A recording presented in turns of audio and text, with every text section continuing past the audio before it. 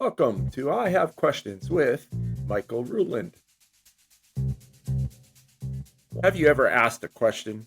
Have you ever been in a classroom, been curious, or ever wanted to teach and learn? Then you're in the right place, because I have questions. Hi, I'm Mike Ruland. I've been a business owner, a soldier, an educator, a husband, a father. I am full of ADHD and am experiencing the negative effects of long COVID. But I've spent the last 2 decades working in the public school system as a teacher, coach, mentor, and administrator. I'm very passionate about being curious, about being educated, and most importantly, about having questions. Join me on my journey as I share stories, talk to some fun and inspiring people, gain insights to being a better teacher, a better student, and maybe even a better human. I hope you're ready because I have questions.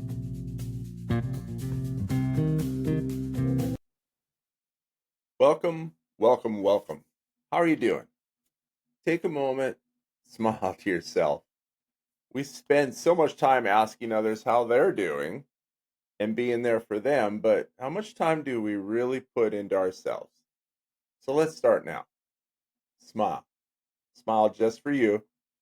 That does feel nice. All right. You all are so busy with everything, and it is inspiring and humbling that you will carve out a little bit of time to listen to my nonsense. So, thank you for giving me some of your time today, some of your precious time. I sure hope you find it worth it. Do you have a passion for something or maybe some things? I sure hope so, because I think passion is such a major driver in our lives.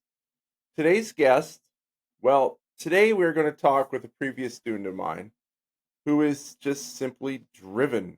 And their amazing amount of passion is, quite frankly, the definition of being passionate.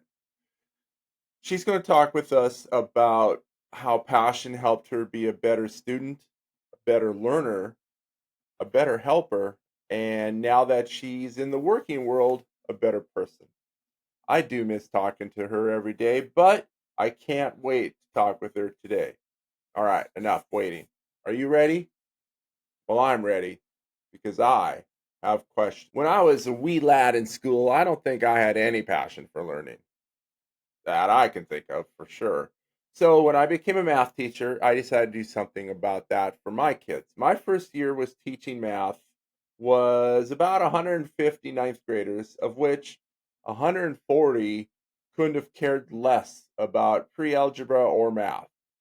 So I spent the year searching my mind like crazy to figure out what I could do to at least get a spark in them.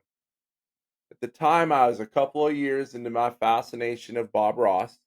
Yep, happy little tree painting guy. So I decided to come up with a project that got the students busy with their hands and their brains and mixed math and art together and came up with the math and art project. I was willing to try anything, and boy, did I get lucky. In no way did I ever dream that the math and art project would work out so well. Students who hadn't cared one time the previous 8 months did some astounding work. Amazing. And from that project on, I focused much of my efforts during class to finding out what passion drove my students and then leveraging that passion into math and school. So hopefully today we can talk a little bit about that and learn from others how passion drives their lives. My guest today is someone who I know wakes up each and every morning with a passion already burning inside of them. The absolute cool part is that she shares that passion for her life and learning with everyone around her. Lucky for her, I wasn't her math teacher, but I was the assistant principal and I got to work with her for 4 years in student leadership, where she was an amazing ASB president. She has a bachelor's degree in business administration, human resources management from Washington State University. Go Cougs. Go Cougs. In college, she was heavily involved in Greek life, served as the Palean Did I say that right? Nope. Panhellenic. Panhellenic. What? I Doesn't know. even spell like that. I know. The Panhellenic executive president, where she oversaw all 14 sororities. She was able to serve on a search advisory for a committee to find WSU's permanent associate vice chancellor and dean of students. She had a mentorship with WSU's former vice chancellor of student affairs. This is all, by the way, normal for her. She just overdoes it. Last year, she completed Marriott International's manager and training program, and now she has a new job, human resources and payroll specialist. Sounds way too much for me. Ladies and gentlemen, I am so amazingly very pleased to welcome my girl, Shirani Ojeda. Shirani, how are you?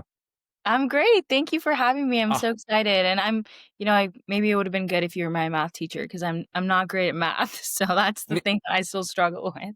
neither am I. Well, you're a payroll specialist. You shouldn't tell us you're not good at math. Well, I'm just looking at numbers and just correcting them. I'm not really doing the math part. Okay, that makes sense. That works, right? That's enough Mhm. math. All right. Well, are you ready? I'm ready, I think. I hope so because I'm ready because I have questions. All right, Shirani. So I've been talking about passion and learning, and I think that that passion generally has to come from inside each and every one of us, right? But I also think it is super important for the people around us to help stoke that passion and work with it. So, as you were spending your days as a student, did you ever have any moment or moments, I guess, that stands out where you were a teacher or a leader was able to use your passion in something as a learning tool? Yeah, I think most notably is probably in high school when I was in my APUSH class, my AP US History class. We had a project at the end when we were done taking all of our AP exams. It was basically a project, a passion project where you had to research something that you were passionate about, and then you were graded on how you presented it and like your execution of the presentation and the depth of research that you did as well. So I don't know if you want me to go into the project. Yeah, yeah, I would love to hear about it. Yeah. Right. I knew when you asked me this question, I was like searching in the back of my mind, and I knew the project. I just couldn't remember the rubric, but Mr. Briggs helped me out with that. But I decided it was kind of during a really heavy social justice era back in 2020, which is crazy to think about, 2019 around there. And I am really passionate about social justice and political activism as well. But I know that sometimes it's hard to present it in like a neutral way wherever you are. So I kind of thought about doing a little bit, I don't know if lighthearted is the right word, but I just gathered my friends and I'm really also passionate about photography. So it was kind of maybe like a two in one where I took pictures of my friends and I had them write down or if they already had a poster about something that they were passionate about. So it ranged anywhere from women's rights or all the women's marches that were going on, kind of any poster that you saw like that.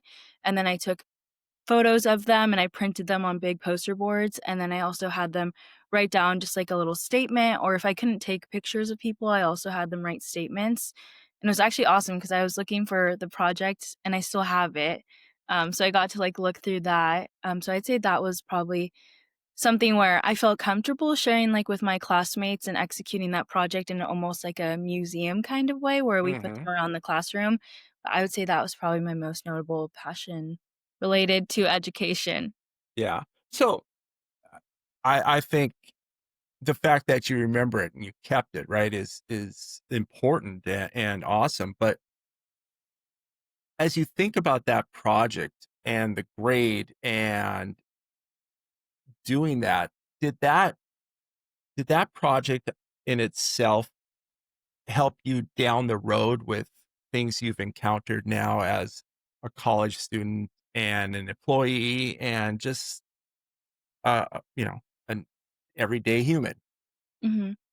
I would say yes. I'm trying to think of like I guess one grand answer that would like Yeah. encapsulate all of that, but I would say it helps me with, like, my creativity in, like, other areas that I'm passionate about, so leadership has always, like, been a big one for me, so when I got to college, it was like, how can I also execute that? I was a social justice peer educator for a year and a half, and something that we got the creative freedom to do was coming up with our own workshop, and so I integrated, like, classism in Greek life, so learning about the financial, I guess, constraints of joining a sorority, and then also I did one on ableism and also racism and the history of sororities because they weren't built for people like me, and they're a lot better now with encapsulating a lot of different people, and different identities as well, so I think being able to have the background from, like, my APUSH class with coming up with a creative way to share my passion and now doing it in a position at college with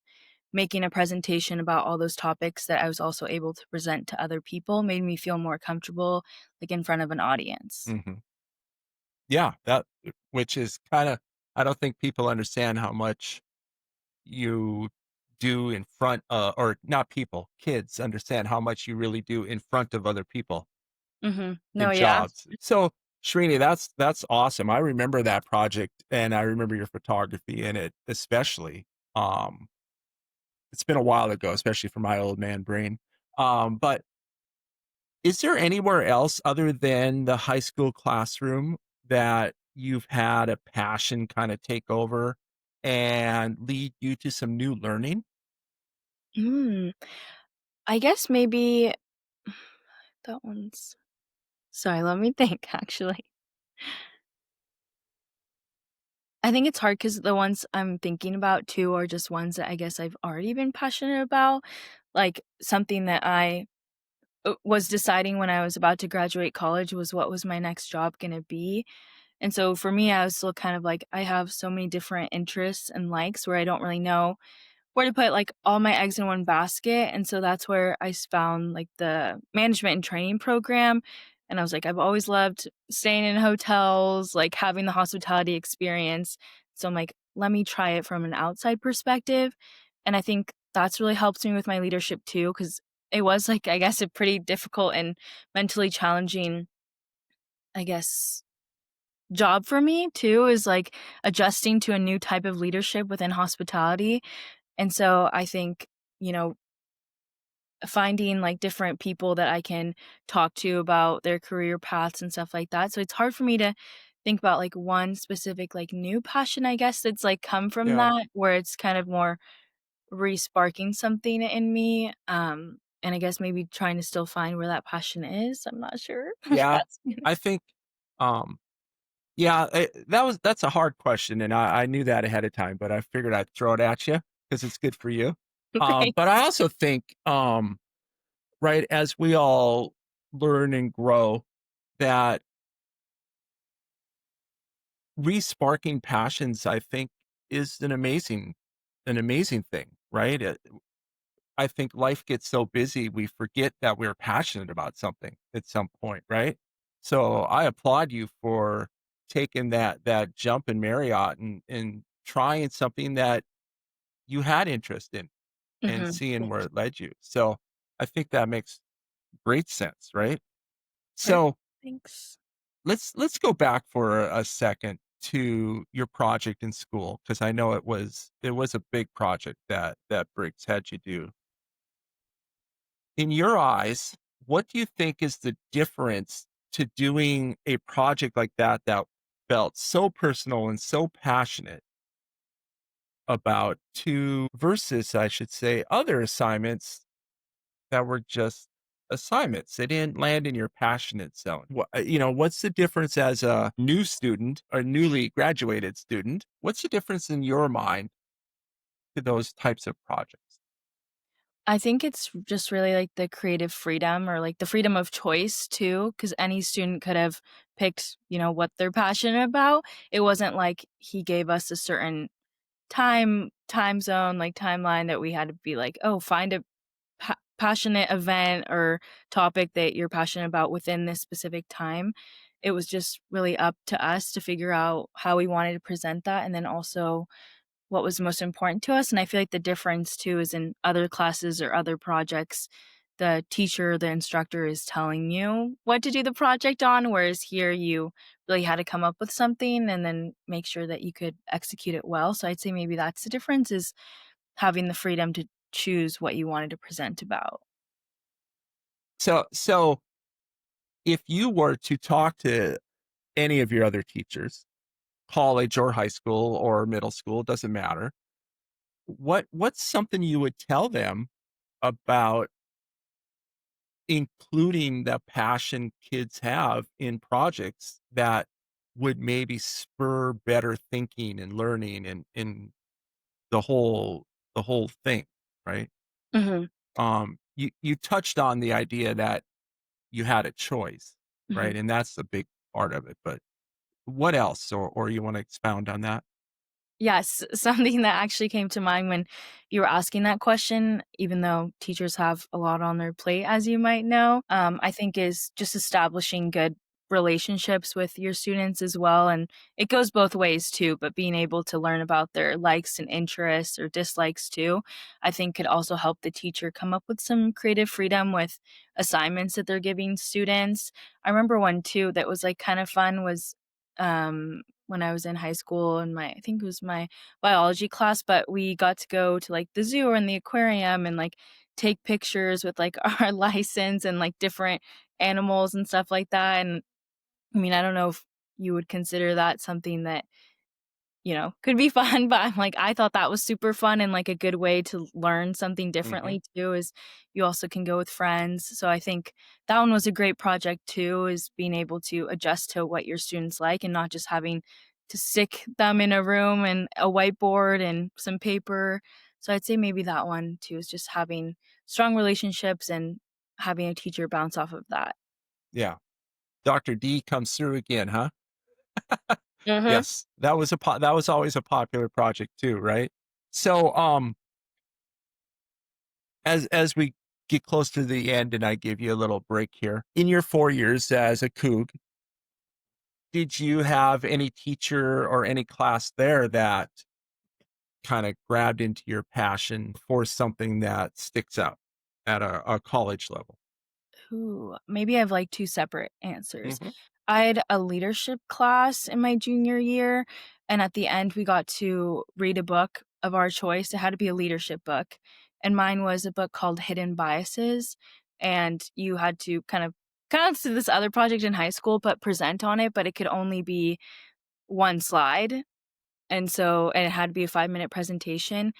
And mine, I wrote down, I'm trying to quote it exactly what it was, but it was a father and a son are in an accident, and the son is rushed to the hospital. And the doctor says, I cannot operate on this kid. It's my son. And I asked the classroom, what are your thoughts on this? Who do you think it could be? And they couldn't figure it out. Like anyone who raised their hand, they're like, I don't know. Like the father was with the kid in the accident. How can the father also be in the surgery room operating on the kid? And then at the end, I was like, well, it's actually the mother. The mother is the surgeon who can't operate on her kid. And so I was able to explain that and also like in the book and tie it all together. And so I think that one was a really impactful project for me too, because mine wasn't necessarily like a leadership book, mine was more about biases, and I had to, advocate for myself with my Yeah. professor and say, "Hey, like, this is my idea for this book, can I please read it?" Because he had to sign off on all of our books, and he really loved mine, so I think that was great. And I would say mine to my internship too. When I was at Allstate, I had someone that was like, "Hey, when you go back to your senior year, think of someone who you really admire for their leadership and see if you can shadow them." And I got to shadow my vice chancellor of student affairs at the time before she retired. But that was really awesome, is being able to bounce back ideas with her and then also talk about my leadership in high school and then my leadership in college when I was still president and shadowing her at the same time. And so I think that goes back to my passion for leadership also in education, because student affairs is something that maybe I'm still thinking about. I don't know. But I would say maybe those two instances were, I guess, how I would answer your question. Yeah. Oh, that's awesome. Those are two amazing ones, and I've heard that story before about the father and the son and the mom, and you know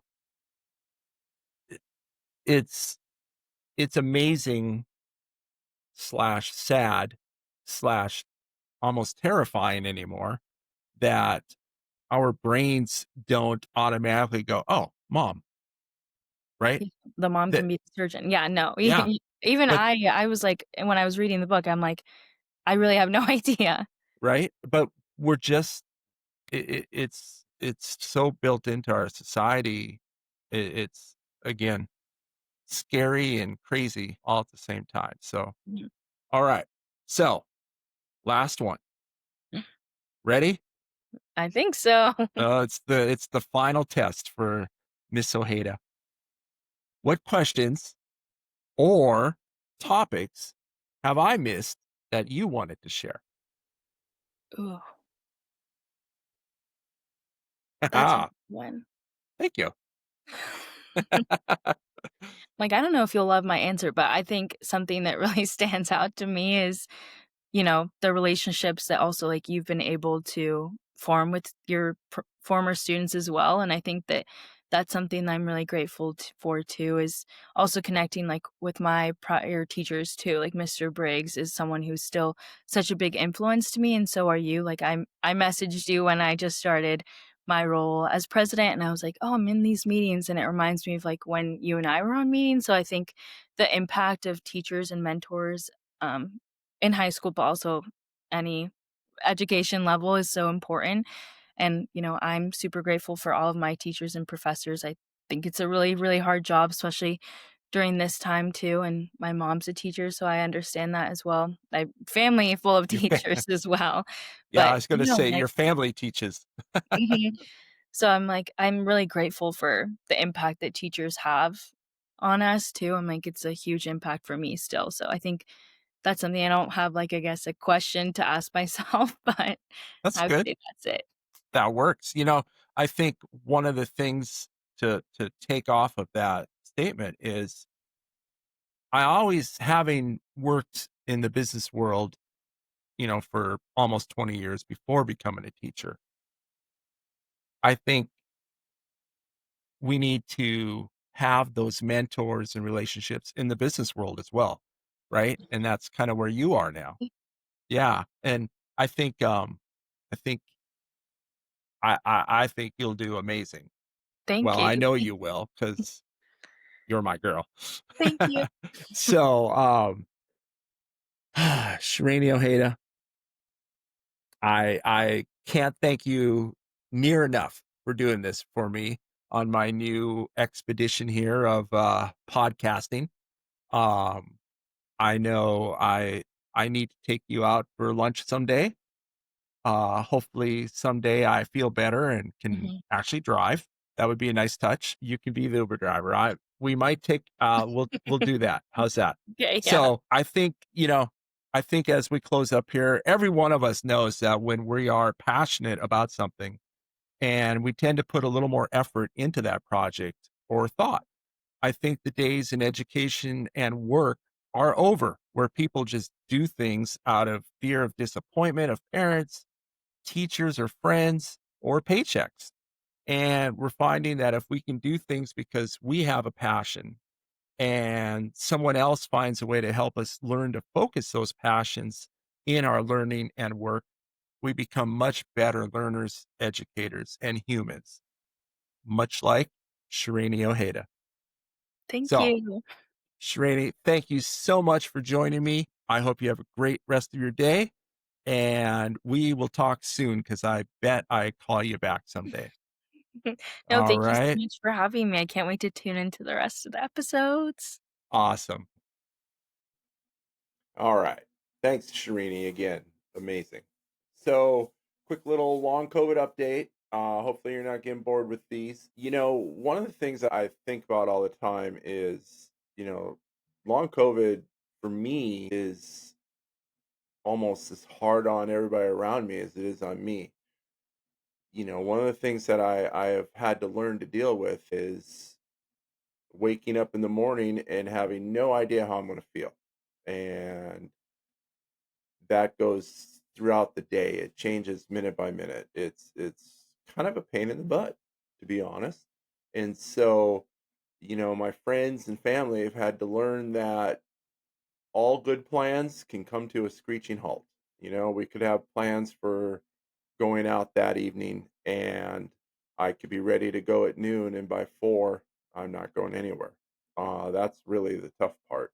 And, you know, usually we plan ahead. Like if we have something that we want to do on a Saturday, I literally won't do anything on Thursday and Friday so that I can have what little brain power I already have lost and energy to go do that. So, just a little touch base of daily living. It's something else. I won't lie to you without giving you too bored. So there, long COVID update. Not much of an update, but informational. How's that? All right, let's move on. Next, new teacher questions. All right, from the new teacher email line. This one is from Brian V. Brian asks, "What do I do about all the work I am doing in the evenings and weekends?" Great question, Brian. I know we all have dealt with that little topic as teachers. Unfortunately, from my point of view, I think this one comes down to some trial and error, but definitely needs to be dealt with, as I think it's the fastest way to burn out, dislike your job, leading to disliking your classroom and then your kids. And that is just way too much negativity. So ask other teachers what they do and then give those things a try. Not everything will work for you. One thing that I do remember was I spent so much time trying to make everything perfect in my classroom, my lessons, my quizzes, my room, well, everything. I had to learn that, kids don't want or need perfect lessons or perfect classrooms. What they want is a teacher that is there for them, responds to them, helps them, talks to them, questions them, and is there for them in that moment. So I think this is such an important question that I would like to ask any of you listening to send me your ideas so I can share those maybe next time on the new teacher questions. We'll just have this be an open question that we can maybe try to tackle from here on out. All right. Next week. The train keeps rolling. All right. Next week, I'm going to talk with someone that has become a dear friend of mine. I pick on him dramatically, but he picks on me a lot too. We're going to talk about taking time to really learn about and understand our students and peers on a much deeper level and how that develops a lifelong connection that goes way deeper than the ABCs in the classroom. So I can hardly wait. He's a ball of fun. He's a big ball, is what he is. All right. All right. Please touch base with me whether you have questions, concerns, helpful hints, making this thing better, or again, telling me I'm crazy, but be gentle on me. I know I'm crazy. Email us. I have questions 2025 at gmail.com. That is I have questions 2025 at gmail.com. Give me another try next week if you have problems with me. All right. I hope y'all have a great week and stay out of trouble. Okay. Hey, by the way, P.S. P.S. I hope y'all took some time to smile at yourself in the mirror today. You deserve it. A few years ago, I was reading a book written by Jacques Pepin.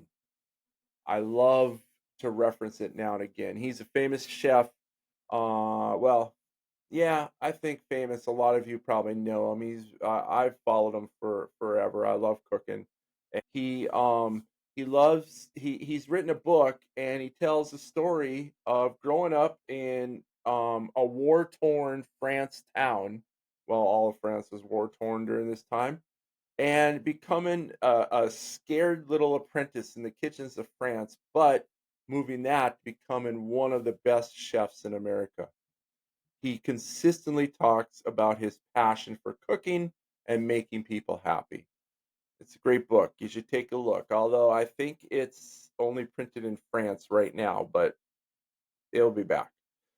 So anyway, like I always do when I'm reading a book, I always find something I don't know and go take a look and research it. And while I was reading his book, he's right on the border of Germany, and I came across this thing. It's called the Oberammergau. I don't know German. Sorry, folks. It's a passion play in a little village in Germany, and it's performed every 10 years in this Bavarian village, and it has been since 1634. In 1634, the villages were again destroyed by the bubonic plague. So they promised God they would perform this play if he saved them from the plague. Well, obviously they all didn't die from the plague because this play is legitimately still going on. Every 20 years, they do the Passion Play. It involves the whole town. It looks incredible. The next show is in 2030. I'll see you there. Hey, until then, peace and love are. This has been a production of SMEB LC Enterprises. Please give us a thumbs up, share us with others, and come back next week for another leg of our journey. Thank you for spending some of your valuable time and energy with us today. This is also a great time to reach out to someone in your life and just ask them, how are you doing? Don't wait until next week. And remember, it is always powerful to say, I have questions.